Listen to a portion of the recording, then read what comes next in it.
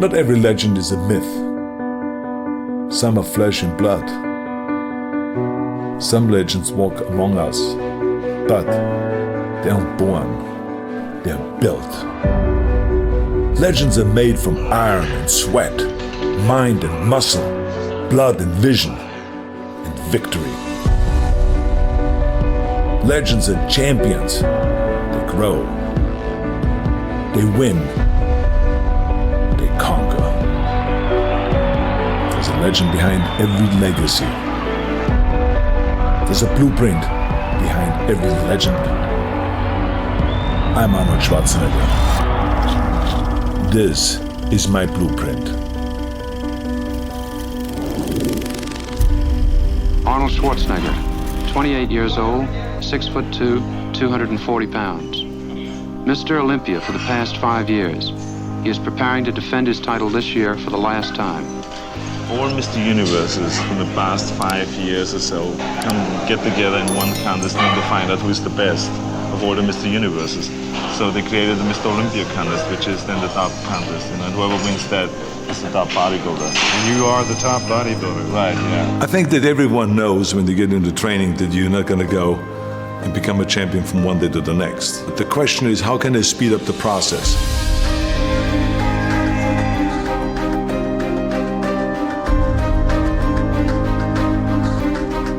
And then the important thing is that you train the proper way, which is to train the basics. That if it is the squats, if the two-arm curl, if it's the bent over rowing, if it's the clean and the press, the bench press, the incline press, the dumbbell press, all of those basic exercises. And that's what you need to do, especially the last 3 months before competition. You got to shock the muscle, and shock the muscle with different kind of training principles. Expose your weak points. You're gonna go and hit those marks, and then you move the bar higher, and you feel that with hard work, you can achieve the goals and you can become successful.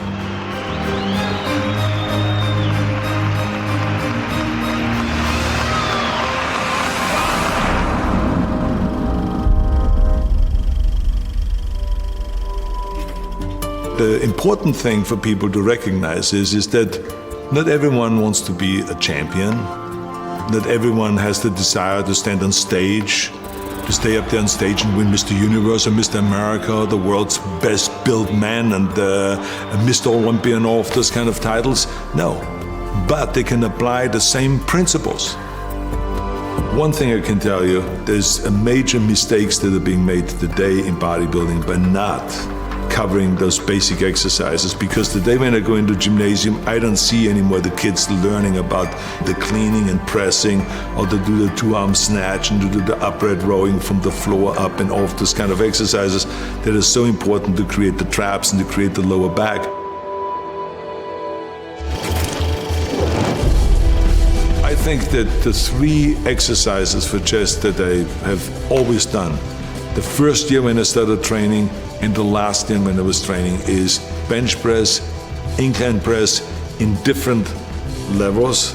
So to start low, medium and high, and then flies.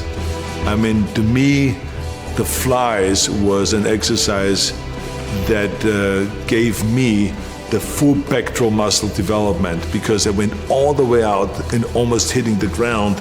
And I was a big believer in expanding the chest as much as possible and giving that stretch, because remember, with muscles, the important thing always is to get the stretch and to get the flex.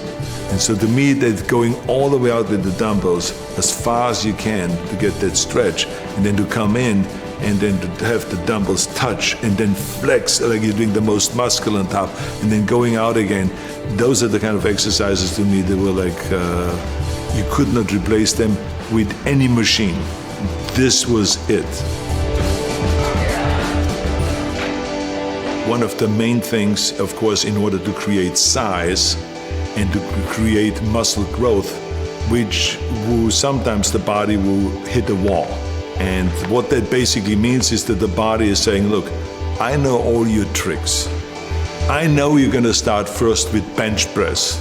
And then I know you're gonna walk over to the chin-up bar and do chin-ups. And then I know you're coming back to the bench press, and then you go to the chin-up bar and come back to bench press. I know that routine. I know exactly everything you do, and I am prepared for that. So you have to go and use the shocking principle. If the body and if this chest knows that I'm going to start with 135 and then I go to 225 and do 275, I'm going to go and start now with 315. And I'm going to do 20 reps with 315. And then I'm going to go and have the guys pull off plates. And then I have 225 left. And then I'm going to do another 10 reps. And then I'm going to have them take off another 45-pound plate, and then I have 135 left. And then I'm going to go to do another 10 reps. Or maybe if I can, do 15 or 20 reps. And let's see if the pectoral muscle is used to that. And then all of a sudden you will find that your pectoral muscle is shaking after that, and you don't know what to do because it's cramping and it is being tortured, and it is in pain because you have now shocked the muscle. Bend over rowing with a barbell and the T-bar rowing. I mean, any kind of a rowing exercise that gives you the thickness. Those are the exercises I always rely to, again, from the beginning to the end.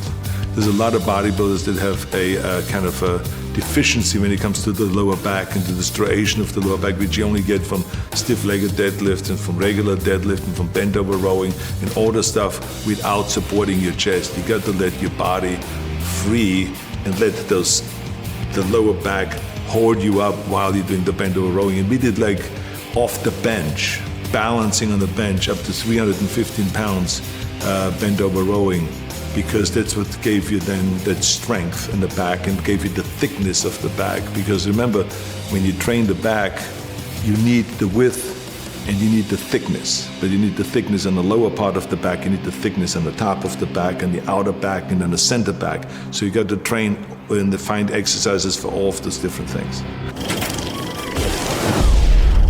Curls, barbell curls. I was up doing reps with 275 in the barbell curl. Many times we would start out with a heavy weight, and do just one rep. Then have them pull off plates on the curl, but just enough that they can now do 2 reps. Then pull off plates and do 3 reps. Then pull off more plates and do 4 reps after that. And so this is how I would go up until, without ever putting the bar down, to really let the bicep know, you don't know what's coming. You're not going to get used to my training method. I'm going to have all kinds of tricks up my sleeve. But I mean, it was absolutely essential to do the barbell curl to create the thickness of the bicep, to do the dumbbell curl on an incline bench, and to do the concentration curl. Because the concentration curl isolated the biceps with heavy weights, not with light weight, but with heavy weight, but to isolate it and to really concentrate and to create that peak on the outside of the bicep that you need when you do your back shots.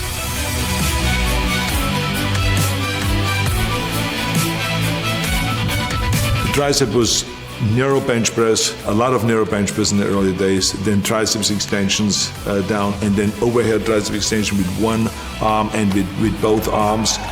And then also tricep extension onto a bar, where you let the body, the head go onto a bar and press out in order to use your own body weight.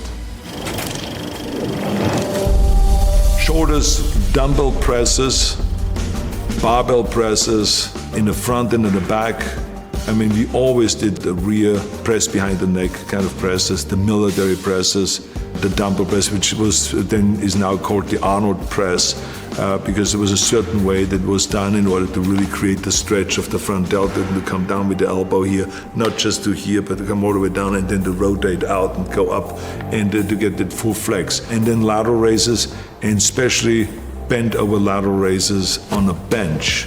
That is a 45-degree bench. This is a specialty that I've learned at Vince Gironda's gym.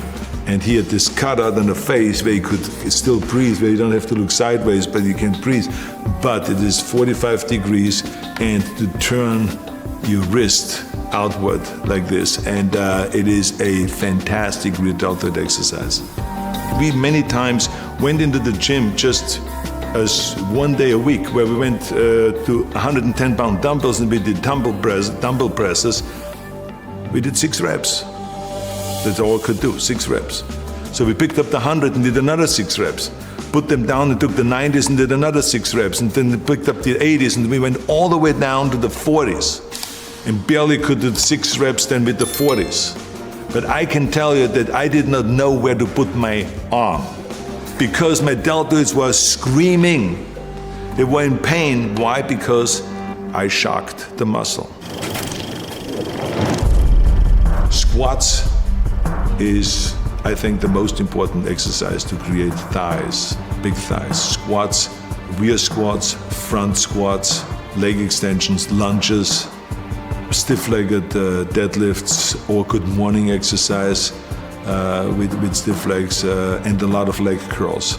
Then we sometimes, in order to shock the body in the muscle, we would switch from squats to leg press, to just load up the leg press machine and do a lot of leg press and stuff like that. There will be regular ab training that we did for abs, which is just leg raises with straight legs, leg raises with bent knees, sit-ups, Roman chair sit-ups, which gives you the 500 reps, which was an absolute necessity and we all believed in, and then crunches. Everything fits together now, and all I have to do now is get my posing routine down more perfect, which is almost impossible to do, you know. It's perfect already. Oh yeah, it's down to a point. Wait when you see it.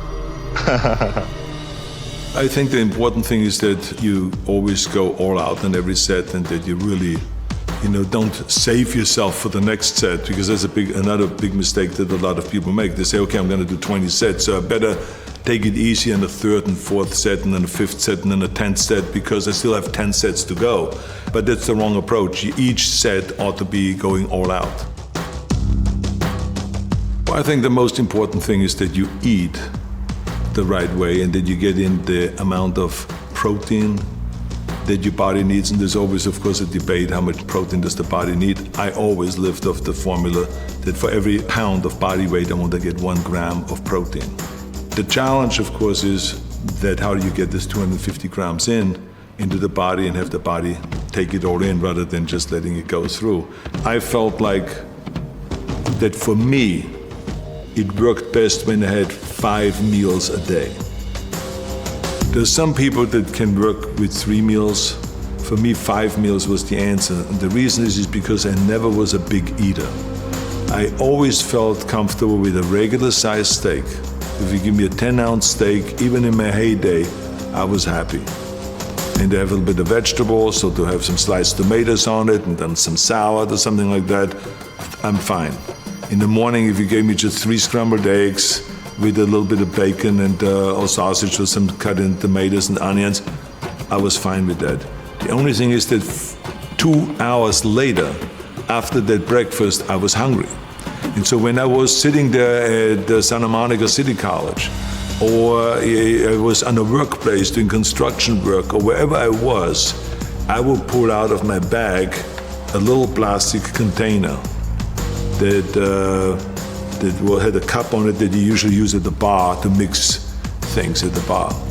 And I would have my milk in there, and I would have my protein powder in there and everything like this, and I would just close it up and then put it in my bag.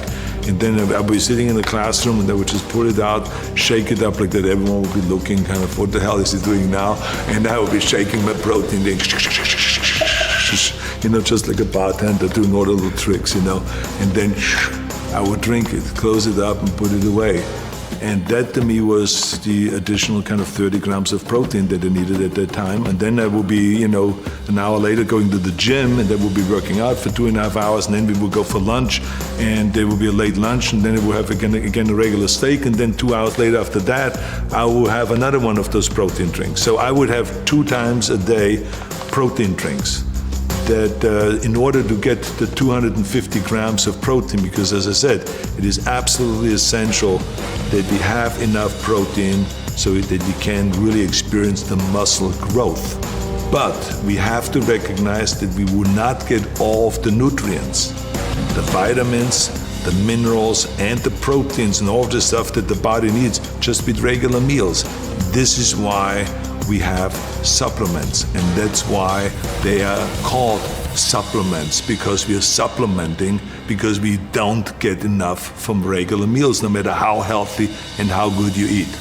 All 3 contestants, Lou Ferrigno, Serge Nubret, and Arnold Schwarzenegger, for a pose down for the final decision for the judges. So now I've built a certain amount of mass during the year, and I have worked now on certain weak points throughout the year. And now with the combination of the diet and of higher repetitions and more exercises and more sets, take that mass and chisel it down and work on the details. And that's why I call the period before competition the most exciting period, because that's where you really have to concentrate, pay a close attention to it every day, look at yourself in the mirror in an honest way, and expose your weak points. That motivates you then. That's what makes you train harder. So you got to expose those weak points. But the key thing is to set little goals, to do the training every day, to eat the right way, and you're gonna go and hit those marks.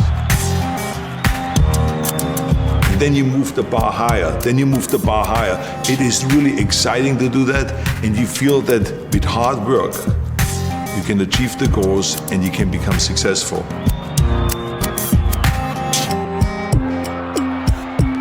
The training principles and the nutrition principles and the kind of protein that you need and vitamins you need and minerals you need and all of this kind of supplements, it all still stays exactly the same.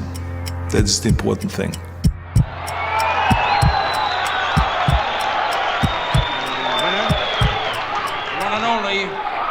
Arnold Schwarzenegger.